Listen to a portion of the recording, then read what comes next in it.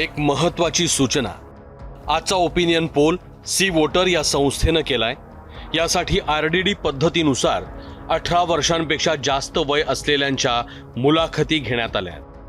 उत्तर प्रदेश, पंजाब, गोवा, उत्तराखंड आणि मणिपूर या पाचही राज्यातून वेगवेगळ्या वयोगटातील 89,536 जणांची मतं जाणून घेतली आहेत। हा ओपिनियन पोल 12 डिसेंबर 2021 ते 8 जानेवारी 2022 दरम्यान करण्यात आलाय। बदलत्या स्थितीनुसार या पोलमध्ये 3 ते 5% मार्जिन ऑफ एरर अर्थात त्रुटी जाणवण्याची शक्यता आहे। मात्र हा निकष सगळ्या वर्गीकरणासाठी लागू होईलच असं नाही। नमस्कार, मी अभिजित करंडे। 2024च्या सेमीफायनलमध्ये आपल्या सगळ्यांचं स्वागत। लोकसभेच्या निवडणुकांना उणीपुरी आता 2-2.5 वर्ष बाकी आहेत आणि त्याचीच रंगीत तालीम सध्या देशात सुरू आहे, अर्थात 5 राज्यांच्या निवडणुका। यात सर्वांच्या उत्सुकतेचा आणि राजकीयदृष्ट्या अतिसंवेदनशील असलेलं राज्य म्हणजे उत्तर प्रदेश, जिथून लोकसभेचे 80 खासदार निवडून येतात। गेल्या 2 लोकसभा निवडणुकांमध्ये उत्तर प्रदेशनं मोदींच्या बाजूनं एकहाती कौल दिलाय, म्हणजे 2014ला 71 आणि 2019ला जवळपास 62 जागा यूपीतून लोकसभेवर गेल्यात भाजपच्या।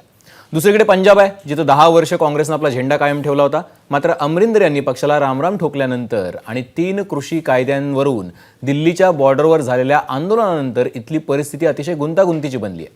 देशाचं टुरिस्टसाठी आकर्षणाचं केंद्र असलेलं आणि महाराष्ट्राच्या शेजारचं राज्य म्हणजे गोवा, जिथं गेल्यावेळी सर्वात जास्त आमदार काँग्रेसनं निवडून आणले खरे, पण सत्ता राबवली ती भाजपनं। उत्तराखंड आणि मणिपूर या 2 छोट्या पण महत्त्वाच्या राज्यांकडे हे राजकीय पक्षांनी अत्यंत बारकाईने लक्ष ठेवलंय।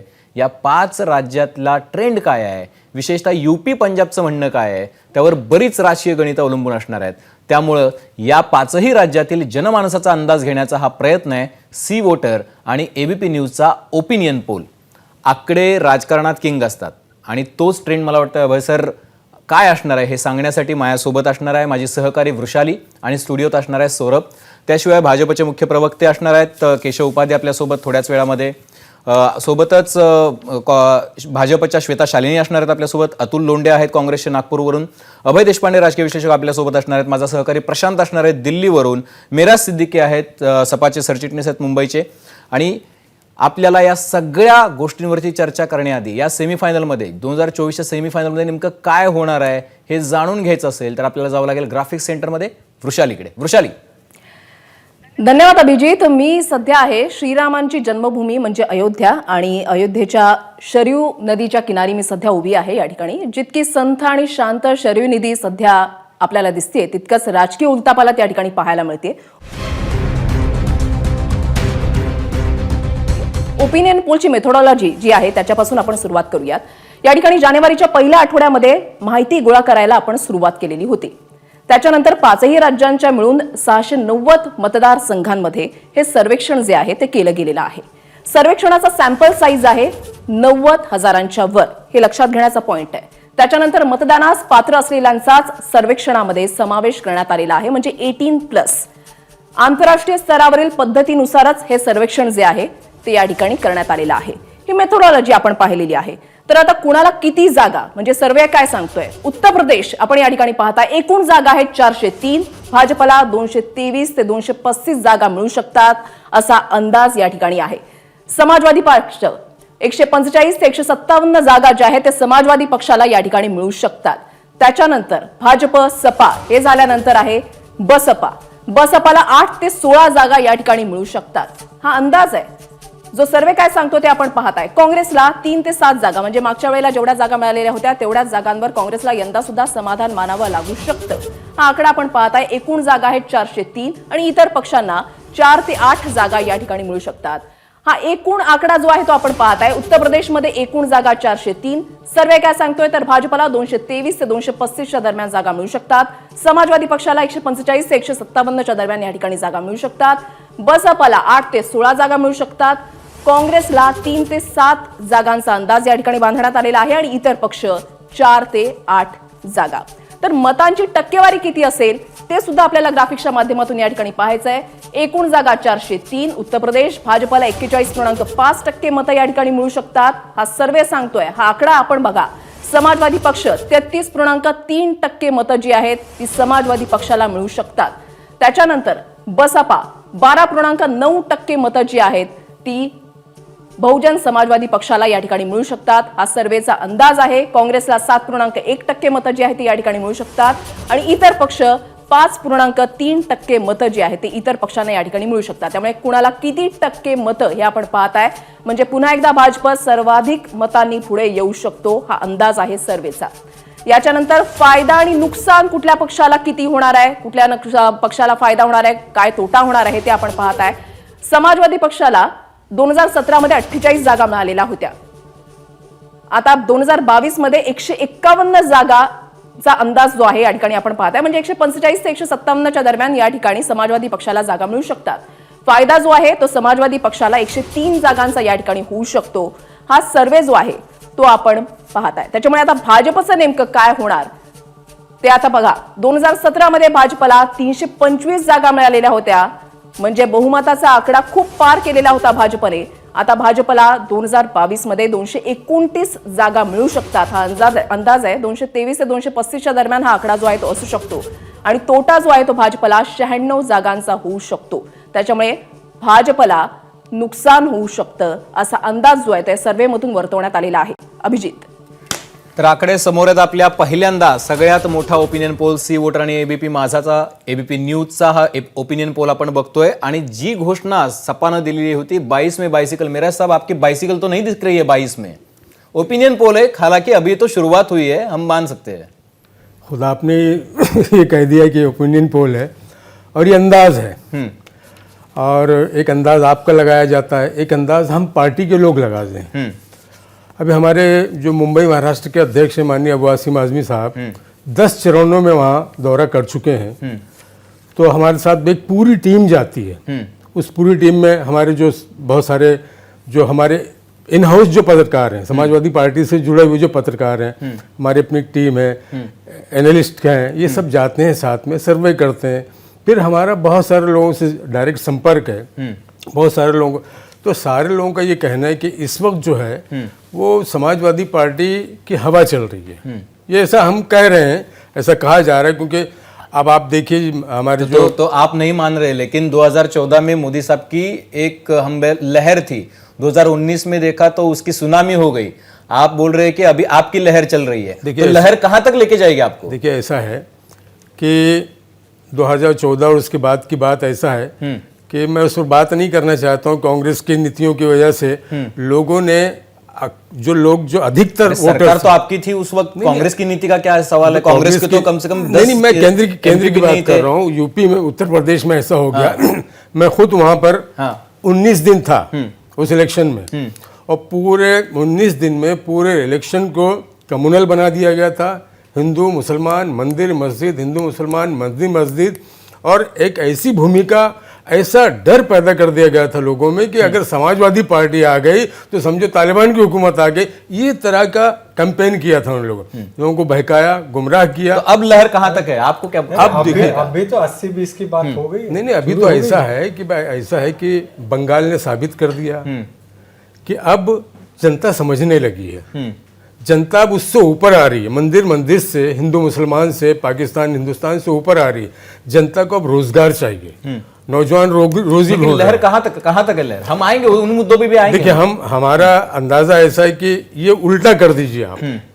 जो ये आपका पोल है इसको उल्टा कर दीजिए हमारे जो निगाह से. और हम जो देख रहे हैं, हमारी टीम जो देख रही है, और हमारे संपर्क में वहां के जो लोग हैं, खुद हमारा इन हाउस जो सर्वे होता है वो सर्वे बताता है कि इसको जस्ट उल्टा कर दीजिए तो हमारा ये मामला हो जाएगा. 250 तक जाएंगे. हाँ, बस इसको उल्टा कर दीजिए. 300 तक तो नहीं जा रहे हैं ना? 300 तक भी जा सकते हैं. क्योंकि देखिए अभी इस वक्त मामला ऐसा है. नहीं, इसलिए पूछ रहा हूँ कि अखिलेश जी बोल रहे हैं, इसलिए मैं नहीं, बिल्कुल बोल रहे हैं. उसकी वजह भी है ना कि लोग बहुत ज्यादा बेजार हो चुके हैं. लोगों को रोजगार चाहिए. लॉकडाउन में जिस तरह की नीति भाजपा सरकार ने केंद्र में और राज्य में अपनाई थी, सबको मालूम है कितना नुकसान हुआ. ठीक है. मैं आपके पास मेरा सब आता हूँ. मात्र ज्या वेळेला मीरा सिद्दीकी बोलत होते त्यावेळेला श्वेता शालिनी हसत होते. त्यांना ह्यातला म्हणजे त्यांचा जो अंदाज आहे किंवा त्यांचा जो कॉन्फिडन्स आहे त्याच्यावरती त्यांना विश्वास नाही. श्वेता शालिनी जी, ऐसा है अभिजीत जी, मैं हंस इसलिए रही थी क्योंकि सिद्दीकी जी ने कहा कि हवा चल रही है. इसका मतलब ये तो उनको पक्का पता है कि उनके साइकिल की हवा तो निकल ही गई है और चल रही है। ये चल रही वाली जो हवा है ना, ये और निकालने वाले जो लोग हैं, ये योगी जी ने हवा निकाल के सही जगह पे चलाई है, क्योंकि ये हवा मोदी के नाम की चलती रही है और आगे भी चलती रहेगी। दूसरी चीज जिससे मुझे बहुत हंसी आ रही थी, उन्होंने कहा कि भाई सपा को तो ऐसा बताया जाता है जैसे तालिबान की सरकार आ गई। देखिए, ऐसा है, पूरे देश ने देखा, बल्कि पूरे संसार ने देखा कि उत्तर प्रदेश में कुंभ हुआ, भव्य कुंभ, दिव्य कुंभ। हम सब गए थे, महाराष्ट्र से पूरी हमारे कार्यकर्ता गए थे यहाँ से कुंभ में। और आपको पता है कि सपा के समय पर कुंभ का प्रभारी कौन हुआ करते थे? आजम खान जी कुंभ के प्रभारी हुआ करते थे। तो जो सिद्दीकी जी कह रहे हैं, ये इनका तथ्य है, ये सच है, और इसीलिए शायद ये बातें दोहरा रहे हैं, और यही चीज एग्जिट पोल में उत्तर प्रदेश इनको दोबारा बताने वाला है। दूसरी बात मैं आपको बता देती हूँ, मैं अभी भी ये विश्वास करती हूँ कि जितना हमने पिछली बार नंबर आंकड़े देखे हैं, वही आंकड़े दोबारा आने वाले हैं। ये जो बोल रहे हैं कि पासा पलटने वाला है, ये तो अभी आपके सी वोटर आपका तो देखिए श्वेता जी, ऐसा है, आपको तो नुकसान दिख रहा है, भले ही ओपिनियन पोल हो, लेकिन हम डिस्कस तो कर सकते हैं। आपको तो नुकसान दिख रहा है, 96 सीट्स का नुकसान दिख रहा है, लेकिन आपने अभी जो जिक्र किया कि सपा के जमाने में तालिबानी सरकार हुआ करती थी, लेकिन आपके जमाने में जो हुआ है, आपकी सरकार होते हुए जो वहां पे हुआ है, वो हाथरस का प्रकरण हुआ था, लखीमपुर खीरी का हुआ था, जहां पे किसानों पे गाड़ी चला दी गई, गंगा में बहुत सारी लाशें बही कोरोना के काल में। ये सब चीजें भी तो है ना, उसी उत्तर प्रदेश में भाजपा के सरकार के दौरान ये चीजें भी तो घटी है। तो बीजेपी चुन के आई, और आप पीछे जाके चेक कीजिए, थोड़ा होमवर्क कीजिए। 17 रिजर्व दलित की सीट्स है पूरे उत्तर प्रदेश में। 17 की 17 जगह पिछली बार भारतीय जनता पार्टी चुन के आई थी। और मैं सिद्दीकी जी को भी बताना चाहती हूँ, और आपके पूरी रिसर्च टीम को बताना चाहती हूँ कि केवल मात्र भारतीय जनता पार्टी को पूरा का पूरा नॉन यादव वोट मिलता है। और इस बार मैं आपको ये बताना चाहती हूँ, चाहे जाटव वोट हो, चाहे नॉन जाटव वोट हो, चाहे नॉन यादव वोट हो, चाहे ब्राह्मण वोट हो, एक नए प्रकार का वोट है जो कि बेनिफिशियरी वोट है। और ये बेनिफिशियरी वोट अगर आप वापस जाकर देखेंगे तो कम से कम 45 ऐसी सेंट्रल स्कीम्स हैं जिस स्कीम्स में यूपी नंबर 1 है। तो इतनी ज्यादा संख्या में बेनिफिशियरीज पैदा हुए हैं कि ये बेनिफिशियरीज बिना ये सोचे कि वो ब्राह्मण है कि यादव है कि जाटव है, कोरोना श्वेता जी, जाति का समीकरण तो यूपी में अलग से बनता है और वो सबको दिखता भी है, हर इलेक्शन में दिखता है, लेकिन यूपी बहुत सारी चीजों में आगे, ऐसा आपने कहा, तो यूपी को ये भी सर्टिफिकेट केंद्र सरकार ने दिया था कि कोरोना के काल में बहुत अच्छा काम किया, तो उसी यूपी में इतनी सारी लाशें भी बही थी। देखिए, राजनीति तो इन सब मुद्दों पे होगी, लेकिन आपने जब बात निकाली है वहां के जातीय समीकरण की, तो आपल्यासोबत आता अशोक वानखेडे आहेत दिल्लीतून, जे कायम बर्ड आय व्ह्यू त्यांचा असतो एकूणच राजकारणाकडे बघण्याचा। अशोक वानखेडेजी, काय दिसतंय तुम्हाला? ओपिनियन पोलचा पहिला अंदाज बघितल्यानंतर तुमचं मत काय आहे? नाही, मला ओपिनियन पोल मी स्वतः लखनौ पासून पूर्ण पूर्वांचल आणि पश्चिमी उत्तर प्रदेश या दोन क्षेत्रात मी भरपूर ट्रॅव्हल केलंय आता रिसर्च, आणि मला हे पोल जे आहे तो बीजेपीला जो नुकसान होतंय त्याचं होताना दिसतंय, याच्यापेक्षा जास्त नुकसान बीजेपीला होताना दिसतंय। आता श्वेताजी म्हणते की मला 45 मध्ये केंद्रामध्ये आता 45 आयोगाने त्याला सर्वात गरीब म्हणून घोषित केला। मला वानखेडे सर, तुम्ही अत्यंत महत्वाचे मुद्दे मांडता, त्यामुळे ते सगळे नीट ऐकले गेले पाहिजे असं मला वाटते। तुमच्या आवाजाला काहीतरी प्रॉब्लेम आहे, टेक्निकल एरर आहे, मी सांगतो टेक्निकल टीमला ती दुरुस्त करायला। तोपर्यंत मी अभय देशपांडेंकडे येईन। अभय सर, श्वेता शालिनींनी मुद्दे मांडले, जातीय समीकरण आणि आत्ताचे हे सगळे मुद्दे, जसे आपण आता उजळणी थोडीशी केली। एक आहे निश्चित की आता 2017 सारखी परिस्थिती नाही, हे तर सगळ्यांना किमान मान्य असेल। सरकार सत्तेत असल्यानंतर त्याच्या संदर्भातले जे अँटी इन्कम्बन्सीचे विषय असतात, ज्याचा उल्लेख मगाशी तुम्ही केला, कोरोना असेल किंवा त्या काळातली सगळी परिस्थिती हाताळलेली असेल, हाथरस प्रकरण असेल, लखीमपूरच्या घटना असतील, या सगळ्यांचा किंवा कृषी आंदोलनाचा काहीच परिणाम होणार नाही। म्हणजे कुठे ना कुठेतरी म्हणजे बीजेपीच्या आज एकदम विरुद्ध हवा चालली आहे आणि चित्र पलट होईल असं मी काही म्हणणार नाही, तसे दावे करणार नाही. पण 2017 सारखी स्थिती नाही. 2019च्या निवडणुकीमध्ये भाजपाला तिथे जे घोघोळीत मतदान झालं होतं, भले त्यांच्या जागा कमी झाल्या होत्या पण त्यांना मतदान चांगलं झालं होतं, तशी परिस्थिती आता नाही आहे, एवढं निश्चित आहे.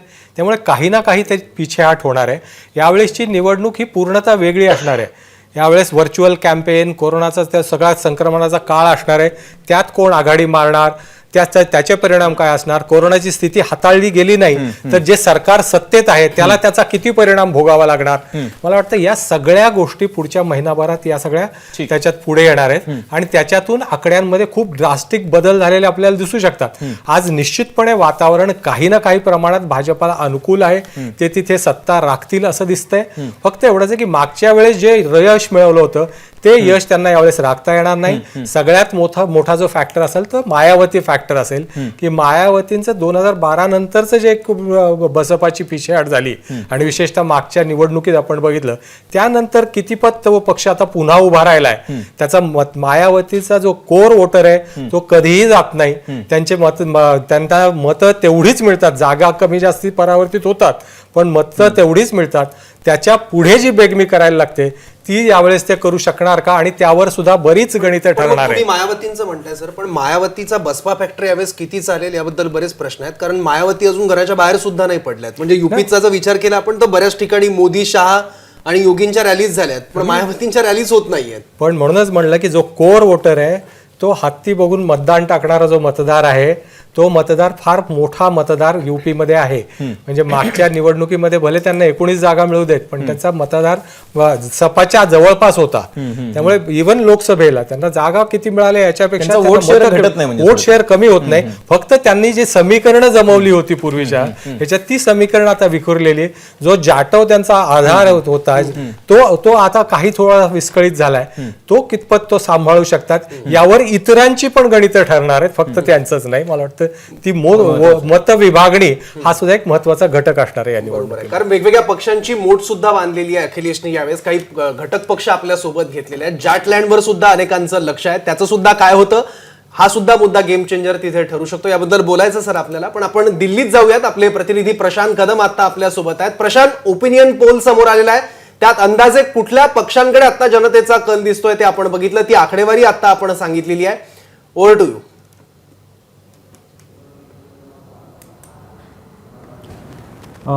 सौरभ, खरं तर ओपिनियन पोलच्या आकड्यांबद्दल म्हणजे ते कमी जास्त होत असतील पण ओपिनियन पोलचं सगळ्यात मोठं वैशिष्ट्य काय असेल तर ओपिनियन पोल त्या निवडणुकीतला ट्रेंड दाखवतो. आणि आत्ता जे आकडे आहेत त्याच्यातनं हे एक स्पष्ट ट्रेंड हा दिसतोय की भाजपला जितक्या जागा मागच्या वेळी मिळालेल्या होत्या तितक्या आता परत मिळणार नाहीत आणि त्या जागा कमी होणार. म्हणजे आत्ताच्या आपल्या पोलनुसार त्या जवळपास 100 जागा कमी होताना आपल्याला दिसत आहेत. आणि कदाचित हाच ट्रेंड जर पुढच्या काही कालावधीमध्ये जर कायम राहिला पुढच्या महिनाभरामध्ये तर अजून चित्र काय असेल याच्याबद्दल खूप सस्पेन्स जो आहे तो निर्माण होऊ शकतो. पण या निवडणुकीचं वैशिष्ट्य जर आपण भाजपच्या दृष्टीनं पाहिलं तर हे आहे की मागच्या वेळी म्हणजे 2017मध्ये भाजपनं ही निवडणूक पूर्णपणे मोदींच्या चेहऱ्यावरती लढलेली होती. कारण त्यावेळी मुख्यमंत्री पदाचा कुठलाही चेहरा जो आहे तो बीजेपीनं समोर केलेला नव्हता. आणि मोदींची जी लोकप्रियता आहे उत्तर प्रदेशमध्ये विशेषतः पूर्वांचलमध्ये ज्या ठिकाणी वाराणसीमधून स्वतः मोदी खासदार आहेत तर त्या भागामध्ये आणि बुंदेलखंड सारख्या भागामध्ये भाजपला प्रचंड अगदी एकहाती यश मिळालेलं होतं. आणि त्याच जोरावरती हा 300चा आकडा जो आहे तो भाजपने गाठलेला होता. आत्ताची स्थिती काय आहे तर आत्तासुद्धा पूर्णपणे योगींच्या चेहऱ्यावरती भाजप लढताना दिसत नाही आहे. म्हणजे जर आपण त्यांची टॅगलाईन बघितली तर मोदी है तो मुमकिन है आणि योगी है तो यकीन है असं म्हणत काही ठिकाणी तर म्हणजे मोदींचेच चेहरे आपल्याला फार मोठ्या प्रमाणामध्ये झळकताना दिसत आहेत. आणि त्या अर्थानं ही योगींच्या पेक्षाही पुन्हा एकदा मोदींचीच जास्त परीक्षा आहे उत्तर प्रदेशची निवडणूक. आणि त्या अनुषंगानं एक प्रकारे केंद्र सरकारच्या कामाचं तर परीक्षण होईलच पण म्हणजे मोदींच्या लोकप्रियतेची परीक्षा ज्या राज्यामध्ये ते खासदार आहेत त्या ठिकाणी ती होणार आहे. आणि त्या अनुषंगानं ही निवडणूक जी आहे ती महत्त्वाची आहे. प्रत्येकच पक्षासाठी प्रत्येक निवडणूक महत्त्वाची असते पण काँग्रेससाठी एक सगळ्यात महत्त्वाची बाब ही असणार आहे की प्रियांका गांधी केवळ आणि केवळ युपीमध्ये गेल्या 2 वर्षापासून मेहनत घेत आहेत तर तिथं त्यांना यश येतंय का याचं देखील उत्तर आपल्याला याच निवडणुकीत मिळणार आहे. अत्यंत महत्त्वाची निरीक्षणं प्रशांतनी मांडलेली आहेत. पण त्यासोबतच आता अशोक वानखेडे आपल्यासोबत होते, त्यांचा आवाज तांत्रिक कारणामुळे तुटलेला होता. आपल्यासोबत पुन्हा एकदा अशोक सर आलेले. अशोक सर, आत्ताचा ट्रेंड जो सांगतोय की इथं जवळपास 96 जागांचं नुकसान जे आहे ते ओपिनियन पोलमध्ये भाजपला दिसतंय आणि जवळपास 100 जागांचा फायदा सपाला दिसतोय. पण या सगळ्या तुलनेमध्ये ज्या राजकारणामध्ये कधी काळी म्हणजे बऱ्याच प्रयत्न करून सुद्धा काँग्रेसला यश मिळत नाहीये आणि बसपाही सुद्धा फार काही प्रगती करताना दिसत नाही, ते कशामुळे मग? नाही, बसपा काय आहे, सर्वात मोठा प्रश्न असा आहे की मायावतींनी जी लीड घ्यायला पाहिजे होती स्टार्टिंग पासून ती घेतली नाही. कारण कुठेतरी हे संदेश गेलेला आहे की मायावती घाबरलेली आहे. आता ती ईडीली घाबरली की इन्कम टॅक्सला घाबरली की कशाला घाबरली ते देव जात. पण एक ट्रेंड आहे पूर्ण उत्तर प्रदेशमध्ये की नाही, बहन जी तो लढी नहीं रही है, बहन जी तो लढी नहीं रही है. अखिलेश प्रखरपणे समोर आला. प्रियंकाची एंट्री झाली पण ती लेट झाली. म्हणजे आता मी म्हणत नाही की काँग्रेसचं फार मोठं काहीतरी, मी तर काँग्रेसला फक्त 2-4% जरी वोट शेअर त्यांचा वाढला तरी 2024 साठी त्यांना तो फार ऍडव्हान्टेजेस असेल. परंतु त्याच बनारसमध्ये आता प्रशांत सांगत होते की बनारस त्यांचा गड आहे, पण त्याच बनारसमध्ये काँग्रेसला जर लाखभर लोक प्रियंकाला भाषण ऐकायला आली, याचा अर्थ किंवा अखिलेशनी 4.5 साल काहीही केलं नाही, विरोधी पक्ष नव्हतेच उत्तर प्रदेशमध्ये, असं असून सुद्धा पूर्वांचल जो बीजेपीचा गड आहे तिथे जर लाखो लोक रस्त्यावर रात्रभर उभे राहून अखिलेशचा उत्साह वाढवतात, याचा अर्थ लोक नाराज आहेत. मागच्या वेळेला इलेक्शन लढले ते मोदीच्या चेहऱ्यावर अखिलेशनी वाईट काम केलं म्हणून नव्हे, तर अखिलेशपेक्षाही चांगलं काम करणारं डबल इंजनचं सरकार तुम्हाला मिळेल. एक गुजरातचं विकासचं मॉडेल होतं. या सगळ्या गोष्टी लोकांनी भरभरून मतदान दिलं आणि त्यानंतर योगी आदित्यनाथ आले आणि मग ते बीजेपीचं नसताना फक्त ठाकूरांचं सरकार म्हणून तिथे राहिलं. उत्तर प्रदेश हा पूर्ण जाती आणि सबजातीमध्ये डिवाइड केलेल्या कॉन्स्टिट्युन्सीज आहेत आणि ते बीजेपीला सुद्धा माहित आहे. सबका साथ सबका विकास हे फक्त टॅगलाईन असते. पण अशोक सर, मला एक तुम्हाला छोटा प्रश्न विचारायचा जो मेराज सिद्दीकींनी विचारला होता की गेल्या काही काळामध्ये हाथरस प्रकरण घडलं, लखीमपूर खिरी घडलं किंवा कोरोना काळ ज्या पद्धतीने हाताळला होता, तर या सगळ्याचा फार मोठा परिणाम म्हणजे सत्ता बदलाचं जे काही वारं म्हणतायत सिद्दीकी साहेब, तसं काही वारं दिसतंय का तुम्हाला? तसंच सर्वात मोठा प्रश्न जो आहे हा लखीमपूर खेरी क्राईम, तर ते प्रत्येक वेळा मुलांच्या वेळेला पण होते, अखिलेशच्या वेळेला होते, याच्या अगोदर काँग्रेस होती तेव्हा पण क्राईम तिथे होताच. सर्वात मोठा जो प्रश्न आहे तो बेरोजगारीचा, महागाईचा आणि उत्तर प्रदेशामध्ये आवारा पशूंचा. कारण काय झालं, हे जे आवारा पशु ते रस्त्यात सोडले गेलेले आहेत ते गावात शेतात जाऊन शेत फस्त करतात. म्हणजे काही ठिकाणी आम्ही गेलो गावात, म्हणजे मी जेव्हा बुंदेलखंडच्या साईडला जेव्हा गेलो तेव्हा त्यांना विचारलं, अरे तुम्हाला तो भरपूर पैसा मिल रहा है, आपको 6,000 रुपये घर पे आ रहा है. तर ते शेतकरी म्हणे, अरे पैसा छोड़ो, हमारा सबसे पहले वो जो खेत में जो गुजर रहे जानवर इसका क्या करे, जानवर को मारा तो पुलिस केस होता है. तो रात्रभर ते लोक घरी बसतच नाही, ते आपल्या शेतातच आहे रक्षण करायला. कारण तुम्ही जानवर मारावर तर बंदी आणली, ते सर्व केलं, पण त्यांचं काय करायचं याच्या पुढे काही ब्ल्यूप्रिंटच नव्हती सरकार. कलेक्टरना आदेश दिले की तुम्ही गोशाळा काढा, पण त्याला फंडिंग नाही, त्याला जागा नाही, तो कुठे गोशाळा काढणार. कित्येक जिल्ह्यामध्ये असं झालं की लोकांनी जानवरं घेतली आणि कोंडवड्यासारखी कलेक्टर ऑफिस मध्ये कोंडली. अशी शेकडो उदाहरणं आहेत. त्यामुळे उत्तर प्रदेशचे जे प्रश्न आहे ते काही असं पूर्ण देशाचे प्रश्न नाहीये. बरोबर, पण तिथं महागाईचा आणि बेरोजगारीचा जो प्रश्न आहे जो गेल्या काही दिवसांमध्ये आपल्याला आव असून आपल्यासमोर आलेला दिसतोय, तर या इलेक्शनच्या सुरुवातीला काही वेळ आपल्याला टॅक्स कमी करून काँग्रेस म्हणजे भाजपनं काही राज्यांमध्ये इंधनाचे दर कमी करून तो एक प्रयोग करून बघितला. निवडणुकीच्या पार्श्वभूमीवर म्हणू किंवा त्याच्या आधी थोडा काळ 3 कृषी कायदे मागे घेतले. तर जसं की अशोक सर सांगताय की तिथं मोठ्या प्रमाणामध्ये लोकांमध्ये राग आहे, पण तो एनकॅश कोणी करत नाहीये. काँग्रेस कुठे? अतुल लोंढेजी.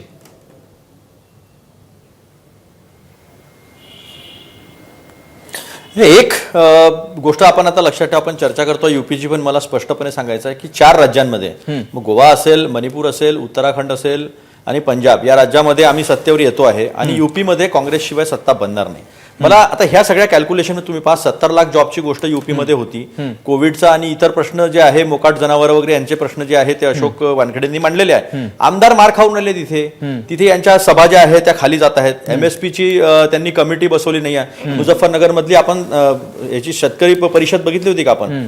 शेतकरी परिषद मुझफ्फरनगरचे असा एरियल व्ह्यू बघितला तर लक्षात येईल की बीजेपीच्या विरोधामध्ये खोटारडेपणामध्ये आणि जुमल्यामध्ये जी गोष्ट होती दिसत होती. आता राजभर आणि कुर्मी यांच्यापासून तुटत आहेत, निषाद यांच्यापासून तुटलेले आहेत. आणि ज्या पद्धतीनं मथुरा, म्हणजे बघा यांनी कम्युनलायझेशन करणे, कम्युनल पोलरायझेशन करणे, जातीय आणि धार्मिक ध्रुवीकरण करणे याचे प्रयत्न धर्मसंसदेच्या माध्यमातून आणि मथुरेच्या माध्यमातून यांनी करण्याचा प्रयत्न केला, पण प्रतिसाद मिळत नाही. त्यामुळे आता स्मशान घाट आणि मशान घाट हे कब्रस्तान, स्मशान आणि कब्रस्तान, हा जो त्यांनी प्रचाराचा ट्रेंड मागच्या वेळेस चाललेला होता हा चालत नाहीये. कारण की अयोध्येमध्ये यांचीच लोक जी आहे ती रामाच्या नावावर कशी लूटमार करतात ते सगळ्या देशांनी बघितलेलं आहे. जमिनीचा कसा घोळ केला यांनी, कसा घोटाळा केला, तो स्वतः त्याच्यावर इन्क्वायरी कमिशन जे आहे ते बसलेलं आहे. जिल्हा पंचायतीच्या निवडणुकीचा कोणी विषय नाही काढला इथे. स्थानिक स्वराज्याच्या निवडणुकीमध्ये हे हारले, सपशेल 80% जागा हारले. यांनी नंतर ज्या पद्धतीनं सभापतीपद असेल किंवा जिल्हा परिषद अध्यक्षपद असेल याचे फॉर्म लोकांना भरू दिले नाही. प्रसंगी महिलांच्या साड्या सुद्धा काळ्या उडायला, वस्त्रहरण करायला यांनी कमी केलं नाही. तो जगभर तो फोटो जो आहे ना तो सगळ्यांनी पाहिलेला आहे, तो नाही पाहिलेला अशा अनेक गोष्टी आहेत. अजय मिश्रा टेनी याला का नाही काढत आहे? याला न काढण्याचं कारण असं आहे की तिथले ब्राह्मण आणि ठाकूर, म्हणजे ठाकूरांनी ज्या पद्धतीने यांचे एन्काउंटर झाले ब्राह्मणांचे तिथे, म्हणजे दुबे असेल, गुप्ता असेल, अजून एक एन्काउंटर झाले, असे 1200च्या जवळपास लोक जे आहे ते ब्राह्मणांचे मारले गेलेले आहे. तुम्ही ट्विटर स्पेसवर रात्री जाऊन बघा, तुम्हाला ट्विटर स्पेसवर हा सगळा जो ट्रेंड आहे किंवा त्यांचा जी चीड आहे यांच्या विरोधातली, ती चीड जी आहे ती स्पष्टपणे एकदम दिसून पडेल आपल्याला.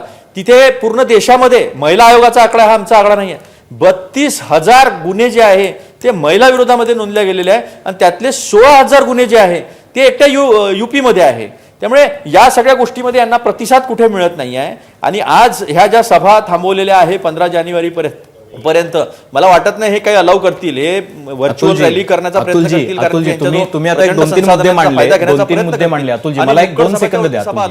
अतुलजी मला 2 सेकंद द्या. माझा मुद्दा काय आहे की तुम्ही म्हणताय की ही गर्दी ती मोठ्या प्रमाणामध्ये तुमच्या सभांमध्ये, उत्तर प्रदेशची लोकसंख्या जवळपास 22 कोटीच्या जवळपास आसपास आहे. कुणाचीही रॅली काढून बघा अतुलजी, कुणाच्याही रॅलीचे एरियल शॉट्स बघा, उत्तर प्रदेशमध्ये गर्दीला काही कमी नाहीये. त्याच्यामुळे गर्दी हा जर निकष मानायचा तर मग सरकारच बनलं पाहिजे. आता तुम्ही म्हणता की काँग्रेसशिवाय सरकार बनणार नाही, त्याचा काय आधार आहे? फक्त एवढंच मी विचारतो.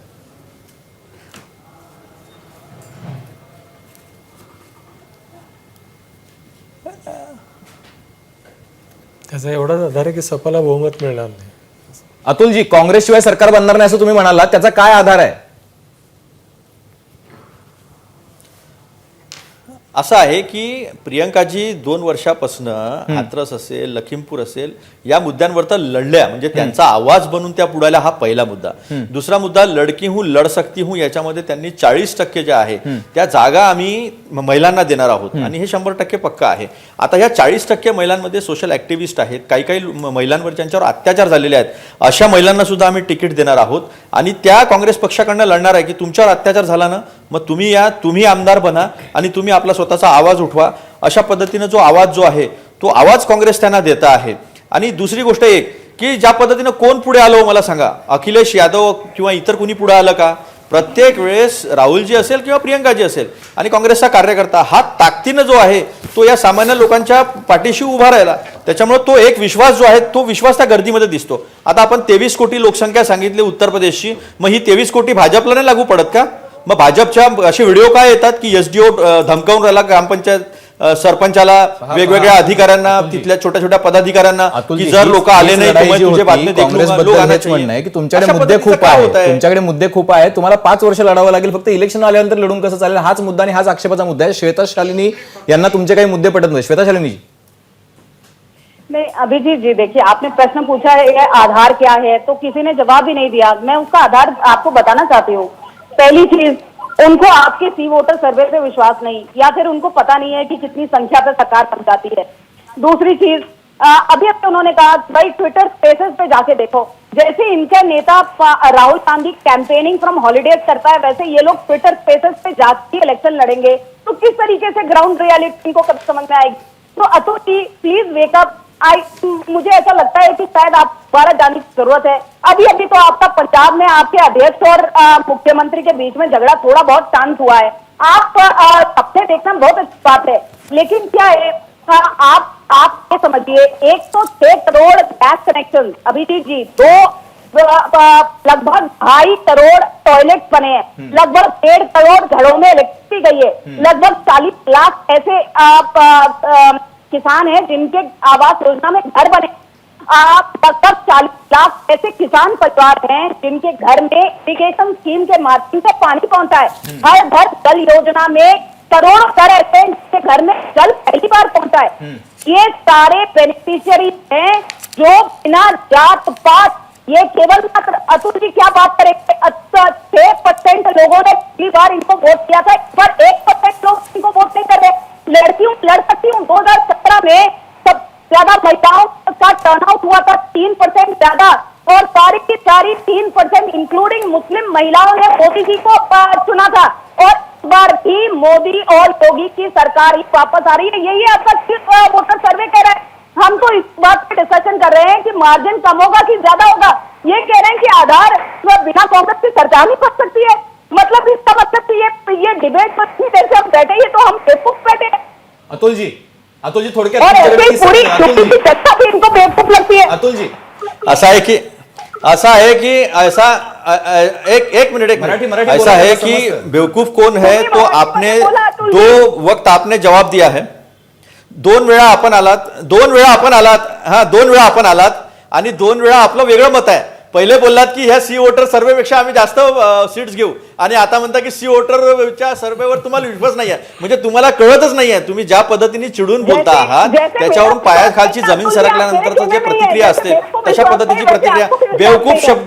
बेवकूफ शब्द श्वेता जी, बहन जरा बात तो सुनो। ऐसा है कि जेव्हा माणूस जोरात बोलतो ना, ओरडून बोलतो ना, तेव्हा त्याचा कॉन्फिडन्स नसतो बोलण्यामागचा, म्हणून तो चिडतो। आता आपण चिडून बोलत आहात, आपण बेवकूफ हा शब्द वापरत आहात, स्वतःसाठीच वापरत आहात, हे पण आपल्याला कळत नाही की आपण काय करतो आहे। मी काही दावा असा खूप मोठा नाही केला, मी दावा एवढाच केला की ज्या पद्धतीने आम्ही प्रोग्राम दिला लोकांना, आणि आता लोकांजवळ रिपोर्ट कार्ड आहे की तुम्ही या 7 वर्षामध्ये केंद्रात काय केलं आणि 5 वर्षामध्ये तिथे काय केलं। मग तुम्हाला योगीचा चेहरा का लपवावा लागतो, तिथे मोदींना जास्त सभा का घ्याव्या लागतात, तिथे शहांना का जावं लागतं, तिथे लोकांना धमकावा का लागतं लोकांना आणण्यासाठी, दुसरे असे व्हिडिओ अशा पद्धतीचे पुरावे जे आहे ते मग प्रियंका गांधीजी किंवा अखिलेशच्या बाबतीत काय येत नाही, तुमच्या बाबतीत काय येतं, तर हे सगळं दिसतं ना। नहीं, तुम्हारा हाँ ये तुमने बंगाल में भी देखा, तुमने वेस्ट बंगाल में भी देखा, और वेस्ट बंगाल में आपको सोना पड़ा। वेस्ट बंगाल में 175, 200 पार, ये बात थी ना, फिर क्या हुआ? इतना आपने कम्युनल पोलराइजेशन किया, धार्मिक ध्रुवीकरण किया, फिर भी आपको कोई वहां पे सहारा नहीं मिला। हम ना योगी की सरकार योगी है तो यकीन है, और हमें यकीन। अभी घोड़ा मैदान दूरी है, पास में है ना, घोड़ा मैदान पास में है। सिद्दीकी साहेब देखते हैं ना। तुम्ही या सगळ्यामध्ये कुठे आहात? सबसे ज्यादा ठीक आहे, गुन्हा में म्हणजे फील्डवर आगे तुम्ही आहात, पण यूपी। किमान याच्यामध्ये त्यांनी आकडेवारी सांगितली, श्वेता शालिनींनी आकडेवारी सांगितली, शेतकऱ्यांना काय मिळालं, महिलांना काय मिळालं, तरुणांना काय मिळालं, आणि तुम्ही म्हणता की रोजगार नाही मिळाला, शेतकऱ्यांना मदत नाही मिळाली। त्यांनी आकडेवारी सांगितली, 2.5 कोटी घरांमध्ये शौचालय बनवले असं त्या म्हणतात। हाँ, सगळे पेपर पर आहे। हाँ, ये सब के सब पेपर पर है। इससे पहले बहुत सारे मीडिया के लोगों ने जाके दिखा दिया कि जिसको घर दिया गया तो वहाँ घर ही नहीं है, जहाँ टॉयलेट बना के दिखाया गया था वहाँ अधूरी टॉयलेट पड़ी। इसलिए पूरा सर्वे, बहरहाल मैं इसमें जाऊंगा नहीं। सिंपल सीधी बात यह है, हुआ क्या है फिर? हमको ये पूछना है, श्वेता शालिनी जी ने बोला कि क्या क्या हुआ है, तो हुआ क्या है वहाँ? हुआ है ना, हिंदू हुआ है, मुसलमान हुआ है, मंदिर हुआ है, मस्जिद हुआ है। सुप्रीम कोर्ट ने फैसला दिया और उसका पूरा श्रेय ये लोग ले रहे हैं। सब देखिए ना, इनके पास, जनता के पास जाने के लिए कुछ है नहीं। जो काम इनको करना चाहिए था, जो वादा किया था, जो किसानों से वादा किया था, किसान पूरी तरह नाराज है। इनको ये गुमान हो रहा है कि जो 3 काले कानून वापस लिए, इन्होंने कोई मेहरबानी की, मेहरबानी नहीं, इनको मजबूर होके घुटने टेकना पड़ा है किसानों के आगे, जनता के आगे। इनको पता चल गया था कि अगर हमने 3 काले कानून वापस नहीं किए तो ये सिर्फ यूपी नहीं, 5 राज्य नहीं, पूरा भारत इनके हाथ से ठीक आहे, जाने वाला। मला अभय सर आणि प्रशांतकडे यायचे। मला फक्त अशोक सर तुम्हाला बोलायचं होतं, तुम्ही मगाशी म्हणालात श्वेता शालिनींनी जी आकडेवारी दिली, ग्राउंड रिपोर्ट काय म्हणतोय युपीचा, झालंय की नाही झालंय हे सगळं? जर एवढं मोठं आहे हे काम केलेलं, मुख्य पंतप्रधान तर येतात आणि मोठी मोठी उद्घाटनं करतात। काशी विश्वेश्वराच्या मंदिराचा पुनरुद्धार त्यांनी केला, त्यांनी हायवेचं उद्घाटन केलं, त्यांनी नवीन हायवेचं ओपनिंग केलं, झालंय की नाही झालंय अशोकजी? नाही, प्रश्न असा आहे की लोकांना काय पाहिजे हे ठरवावं। पंतप्रधानांचं काय आहे, ते मन की बात करतात, मन की बात, त्यांना जन की बात चाहिए ना। लेकिन मैं थोड़ा सा अतुल लोंढे जी को बताना चाहता हूँ। अतुल लोंढे जी ने कहा कि हमारे बगैर सरकार नहीं बनेगी, बहुत बड़ा हास्यास्पद लगता है। अतुल लोंढे मराठी आहेत अशोकजी, तुम्ही बोलू शकता मराठी।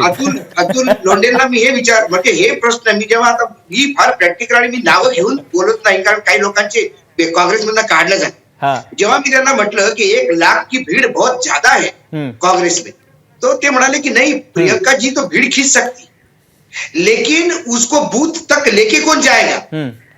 काँग्रेसमध्ये 402 उमेदवार सुद्धा नाही जे जिंकू शकतील, नाही म्हणजे डिपॉझिट वाचवतील। 402 च्या 402 लढायला तुमच्याकडे 800 लोक असतील, पण त्या 402 मध्ये जर 300 लोकांचं डिपॉझिट जप्त झालं तर त्यांना उमेदवार मागायचं. काँग्रेसचं संघटनच नाहीये तिथे. काँग्रेसचं संघटन संपलं. आता एकदा लखीमपूर खेरी झालं नसतं आणि प्रियंका गांधीचा तो व्हिडिओ नसता आला तर काय केलं असतं काँग्रेस? अतुलजी, त्यांना तर धन्यवाद द्यायला पाहिजे. दुसरी गोष्ट, तुम्ही 40% कोविडच्या काळामध्ये ज्या पद्धतीनं प्रियंकाजींनी तिथं आपलं अस्तित्व दाखवलं, ऐका ना अशोकजी, आपण जे म्हणतात त्याच्यापेक्षा माझं म्हणणं वेगळं आहे. मी पण युपीत जाऊन आलो. ऐका ना अशोकराव ऐका ना, माझं बोलणं माझ्या पक्षाचं मला बोलू द्या ना. बोला लोंढेजी बोला. असा आहे अशोकजी की पार्लमेंटरी बोर्ड, जिल्हा पार्लमेंटरी बोर्ड याच्यामधून जे येतात आणि आम्ही जे आमच्याजवळ जी माहिती असते, आम्ही जी बोलतो तो आम्ही एकदम कधी हवेत बोलत नाही. मला तरी सवय नाही आहे, पहिली गोष्ट.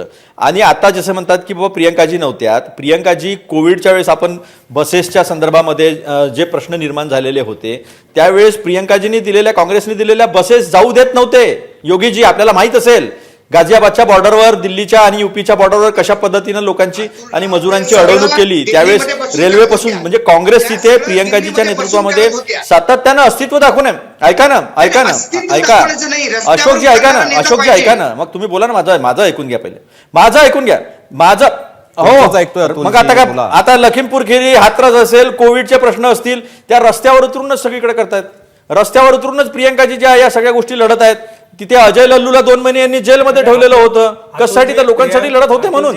आणि ज्यांच्या राज्यामध्ये मोठ्या गोष्टी करतात सगळे हिंदू, त्यांना गाडावं लागलं गंगेच्या बाजूला आणि नदीमध्ये लाश एवढ्या बघावं लागल्या.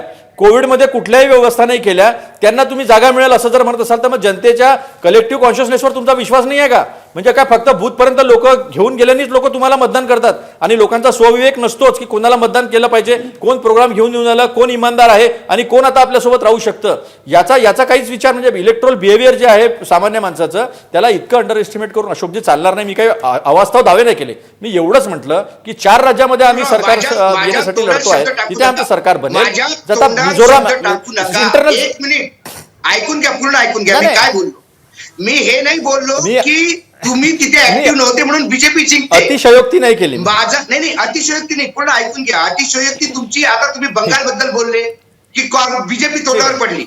अहो, पण बंगालमध्ये काँग्रेस शून्यावर आली, त्याचा काही विचार करा की तुम्ही कुठपर्यंत बंगालमध्ये नरेंद्र मोदी तोंडावर पडले म्हणून आनंद आम्ही तिथे. तसंच आता उद्या मला बोलू देशील, उद्या जर अखिलेशची सरकार बनली, अतुलजी मी तुम्हाला, उद्या जर सरकार बनली समाजवादी पार्टीची, तर तुम्ही मिठाई वाटणार.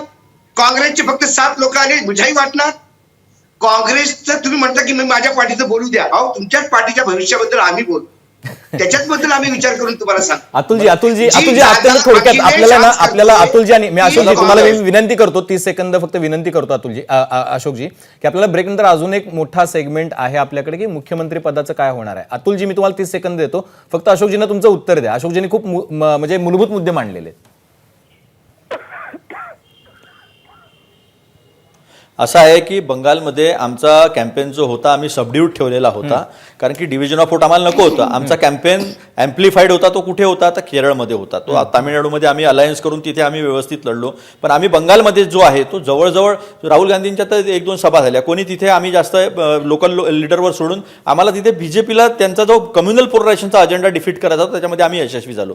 आता दुसरी गोष्ट आता युपीची आहे. युपीमध्ये मात्र आम्ही जे आहे साठी लढतो. कारण मी असं सांगतो की मी असं म्हटलं नाही की आमचं सरकार बनेल, पण आमच्याशिवाय सरकार बनणार नाही, ही अशी परिस्थिती आहे. आणि दुसरी गोष्ट, आता एक मिनिट, आता दुसरी गोष्ट अशी आहे की हा सगळा ट्रेंड जर आपण पाहिला असेल, राजस्थान आहे, गुजरात आहे, पंजाब आहे, नाही बिलकुल द्विधा मनस्थिती नाही आहे. अगदी स्पष्ट आहे.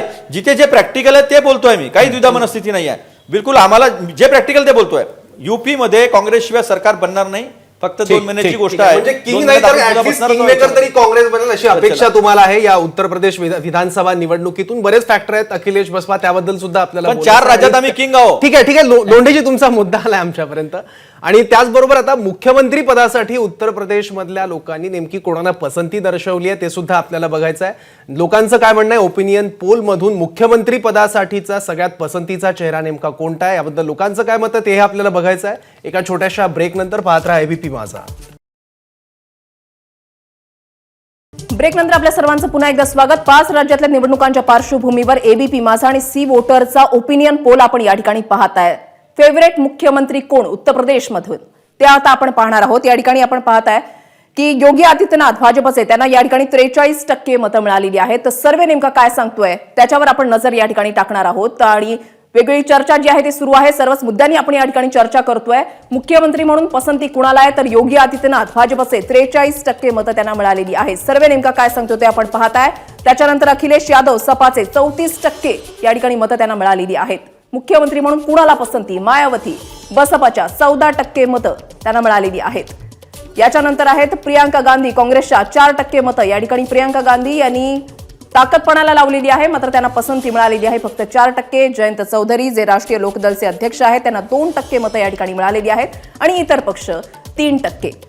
चर्चेसाठी आता आपण जाणार आहोत स्टुडिओमध्ये. तर आपण बघितलं की योगी आदित्यनाथ यांना सगळ्यात जास्त पसंती दिलेली आहे. अभय देशपांडे सर, योगी आदित्यनाथांच्या सगळ्यात जास्त सभा झाल्या होत्या आता युपीमध्ये आणि पुन्हा एकदा आदित्यनाथांना जनतेने पसंती दिल्याचं या आकडेवरून सध्या तरी दिसतंय ओपिनियन पोल आतापर्यंतचा सगळा इतिहास बघितला तर जो सत्तेत असणारा मुख्यमंत्री असतात त्यांना सर्वाधिक पसंती मिळते. म्हणजे आता मी यांनी नाही सांगत, एक उदाहरण म्हणून सांगतो. पृथ्वीराज चव्हाण यांचं सरकार गेलं त्यावेळेस त्यांना सर्वाधिक पसंती होती महाराष्ट्रातली मुख्यमंत्री म्हणून. पण त्याचा मतदानावर त्याचा काही परिणाम होत नसतो लगेच. एक आहे की साधारणतः लोकांचा कल त्याच्यातून लक्षात येतो. दुसरं असं असतं की काही कॅज्युअल ओपिनियन्स असतात. म्हणजे आता प्रियांका गांधींना फक्त 4च लोकांना वाटतं का, तर त्या मुळात स्पर्धेत नाहीत मुख्यमंत्री पदाच्या, त्यामुळे स्वाभाविकच त्यांच्या नावाचा कमी विचार होतो. मुख्य स्पर्धा आहे ती अखिलेश आणि योगी आदित्यनाथ यांच्यामध्येच आणि तो साधारणतः लोकांचा नूर याच्यातूनही दिसतोय. मायावती या ज्याचा उल्लेख मगाशी अशोक वानखेडेंनी केला की त्यांचीच लोक सांगतात की वो लढ नाही रही है. तर अशी परिस्थिती असेल तर किती लोकांकडून त्यांच्या बाजूने कौल येईल हेही लक्षात येतं. पण साधारणतः ही 2 चेहऱ्यांमधली मुख्य फाईट आहे. फक्त मतांचं पोलरायझेशन होणार की नाही होणार या चेहऱ्याप्रमाणे, का त्याचं विभाजन होणार याच्यावर सगळी गणितं संख्येची अवलंबून असणार आहे. ठीक आहे. पण मला ऍक्च्युली सिद्दीकी साहेबांकडे यायचं, पण मला त्याच्या आधी प्रशांत आमचे दिल्लीचे प्रतिनिधी आहेत, प्रशांत ज्यांचं उत्तर प्रदेश वरती कायम लक्ष आहे गेल्या काही महिन्यांपासून. प्रशांत, काहीच फाईट नाहीये. म्हणजे असं दिसतंय की 34% आणि 43% अशी ती आकडेवारी आहे अखिलेश यादव आणि योगी आदित्यनाथ यांच्यातली. म्हणजे बाहेरच्या पक्षामध्ये त्यांना कोणी कॉम्पिटिटर नाही इथपर्यंत, ठीक आहे, स्वतःच्या पक्षात पण नाहीये.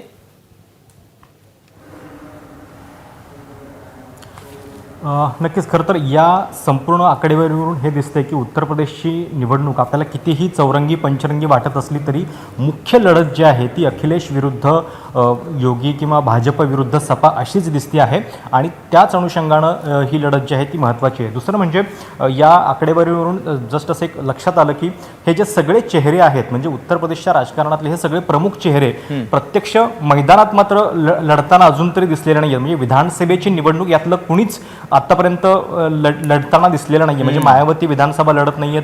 योगी आदित्यनाथ लढणार का, आणि लढले तर अयोध्येतून लढणार की मथुरेतून लढणार, हा पण एक सध्या खूप चर्चेचा विषय आहे. कारण जसं मोदींना पूर्वांचलमध्ये आणून एक वेगळी खेळी भाजपने केलेली होती तशाच पद्धतीनं योगींना मथुरेतून लढवण्यासंदर्भात सुद्धा सध्या भाजपमध्ये विचार सुरू आहेत. कदाचित त्याच्या संदर्भातली क्लॅरिटी जी आहे ती लवकरच येईल. दुसरीकडे म्हणजे मायावती विधानसभा निवडणूक लढवत नाहीत, प्रियांका गांधी लढत नाहीत, अखिलेश हे सध्या लोकसभेचे खासदार आहेत. तर त्या अनुषंगानं सुद्धा बघावं लागेल की या निवडणुकीमध्ये प्रत्यक्ष मैदानात येऊन विधानसभेमध्ये कोण या ठिकाणी लढतंय, कारण त्याच्यावरती सुद्धा वेगवेगळी गणिते जी आहेत ती अवलंबून असतील. प्रियांका गांधींच्या बद्दल आपण बोलतोय. प्रियांका गांधी 2 वर्षांपासून काँग्रेसच्या महासचिव म्हणून उत्तर प्रदेशवरती लक्ष ठेवून आहेत. पण काँग्रेस त्यांना नेमकं काय प्रोजेक्ट करणार याचं उत्तर जे आहे ते मिळालेलं नाहीये. म्हणजे उत्तर प्रदेशच्या चेहरा म्हणून त्यांना आणणार का याच्या संदर्भात सुद्धा अजूनही बरोबर. साशंक अतुल आहे. लोंढेंकडून आपण एक थोडक्यात मुद्दा जाणून घेऊयात. अतुल लोंढेजी, उत्तर प्रदेशमध्ये प्रियांका गांधींना पसंती दिली जाते, आपण मुख्यमंत्री पदासाठी एक चेहरा दिला असता तर त्याचा काँग्रेसला फायदा झाला असता असं आपल्याला वाटतं का? काँग्रेस जनरली असं नेतृत्व ठेवून एखादा चेहरा ठेवून निवडणूक लढत नाही, ती कलेक्टिव्ह निवडणूक असते. प्रियंकाजी ह्या तिथे जनरल सेक्रेटरी आहेत AICCच्या, त्या प्रभारी आहेत, तिथल्या इन्चार्ज UP आहेत त्या. त्यामुळे त्यांचा चेहरा जो आहे तो मुख्यमंत्री म्हणून नाही तर तिथलं नेतृत्व म्हणून आम्ही निवडणुकीचं तिथलं प्रभारी म्हणून जे आहे ते नेतृत्व आम्ही ते ठेवलं आहे. त्यामुळे त्या फ्रेममध्येच नाही आहे. तर तुम्ही त्यांचं नाव त्या याच्यामध्ये कोण जास्त आवडतं याच्यामध्ये तो तुमच्या सर्वेचा भाग असेल, पण त्याच्या मुख्यमंत्रीपदाचा आम्ही चेहरा त्यांना डिक्लेअर केलेलाच नाही आहे. त्या प्रभारी आहेत. ठीक आहे. पण श्वेताजी एक महत्त्वाचा मुद्दा आहे की योगी आदित्यनाथ हे निवडणूक लढणार का? बिल्कुल लड़ना। और एक और स्टेटिस्टिक्स मैं आपको बताती हूँ इस प्रश्न का उत्तर देने से पहले। आपको पता है क्या 2007 में जब अखिलेश यादव जी मुख्यमंत्री थे तो हिंदू मुसलमान और किसी भी प्रकार के राइट कितने हुए? लगभग 242 राइट। 2013 में 240 राइट हुए, 2014 में 242 राइट हुए, 2015 में 219 राइट हुए, 2016 में लगभग 100 राइट हुए। आपको पता है कितने हुए? 217 में, 18 में, 19 में, 20 में, 21 में 0। और ये है तरीका उत्तर प्रदेश को उत्तम प्रदेश बनाने का। इसीलिए आपके सर्वे राइट्स करने वाले तुम्हारे मंच पे है, तो राइट्स कहां से होगा? योगी बनकर आगे बढ़े हैं और इसीलिए जनता चॉइस दंगा करने वालों के हाथ में सत्ता आ जाएगी तो दंगा करेगा कौन? सरकार बनने वाली है और मुख्यमंत्री पद योगी आदित्यनाथ संभालने वाले। हाँ, गंभीर आरोप है ये तो श्वेता जी। आप कह रही हैं, अभी आपकी पार्टी के अंदर ही कला है। आपके उप मुख्यमंत्री क्या क्या बातें करते हैं आपके मुख्यमंत्री के खिलाफ, वो देख लीजिए। आप अपना घर संभालिए ना। हमारा घर संभला हुआ है, हमारा घर संभला हुआ है। हम बौखलाए हुए भी नहीं है, हम डबल स्टैंडर्ड भी नहीं है, हम बौखलाए हुए नहीं हमारे है। घर में झांक के देखोगे, हमारी सत्ता आप हमारे समझ बाथरूम में जाके देखोगे और हमने आपके बारे में बात किया तो आप हमको बोलोगे आपके घर में देखिए। डाल दीजिए ताकि साइकिल चलने लग जाए, वरना जो पति खुशी है वो भी हाथी के सूंड में। अरे आपका यही सर्वे देख लीजिए, आप यहाँ भी नुकसान में है। ये तो एक सर्वे है, अभी और सारे सर्वे रिपोर्ट आने, उसके बाद जो असली रिपोर्ट है वो यूपी की जनता ये देगी। जो आपने यूपी के किसानों के साथ किया है, जो यूपी के नौजवानों के साथ किया है, जो महिलाओं के साथ किया है, जो जाति के नाम पे आपने लोगों के तरक्की रोक दी, विकास रोक दिया, ये सारी बातों का हिसाब जनता लेगी आपसे। जनता ने हमेशा हिसाब लिया है, इस बार भी। ये आपके सारे नारे, सारे जुमले, ये सब धरे रह जाने वाले हैं, ये कुछ काम आने वाले नहीं है।